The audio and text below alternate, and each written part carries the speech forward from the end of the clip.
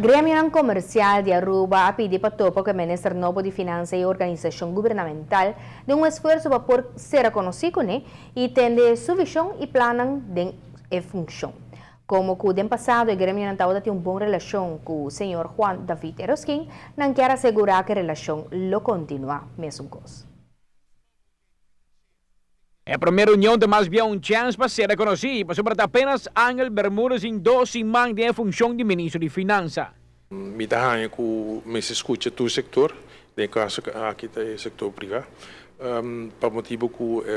como ministro de Finanças me também depende da economia e me também que sabe que é problemática não que biba que é preocupação que biba dentro do setor e para assim nós vamos conjuntamente nós vamos solucionar para assim a economia para seguir crescer e assim ajuda também melhorar a situação que nós temos. O Grêmio Comercial está bem consciente de retornar com a finança pública de confrontando e também de possível ajustação em Colômbia Tuma para bom dia interno do país. Nós temos eigenlijk 3 pontos específicos de lado, onde nada para a situação financeira atual. Então, nós sabemos que os membros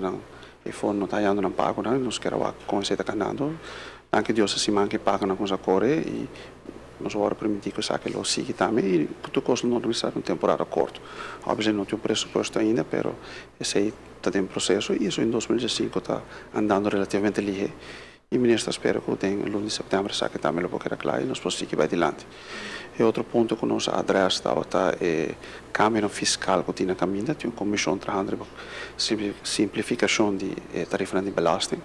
de tanto inkomsten de winst teruggenaamd. Nós queremos explicação de como o processo está caminhando, o que está passando e onde nós podemos involucrar nessa que também de antemano, assim não tem uma surpresa no final. E de 3 pontos está a situação financeira ou a situação de finança pública, que está agora assim. Você tem hobby costa agora papel for se também manda você amdenar casa ou também corta então nós queremos ter de ministro que com os planos está e com ele também sai handle que saque não somente para aqui e para o futuro para se nós podemos chegar a balance budget de temporada cortico e como tal nós estamos satisfeitos que contesta com a nós estamos satisfeitos com a reunião que nós temos de ministra também espaço a ela começar que chega cair em hall de leu também então espaço que o ministério para mostrar bom me quer sair de nos parte nós está bem tranquilo de parte também e durante ministério espaço que é por fazer trabalho como me quer nós tem confiança em que ele pode fazer. O ministro Novo de Finanças assegura que está disposto para seguir para regularmente que Grêmio não somente para ter informado e desenvolvimento, mas também para escutar de que a turta viva do comércio. Na minha parecer, reuniões informativas e sempre vamos ter com certa regularidade, vamos manter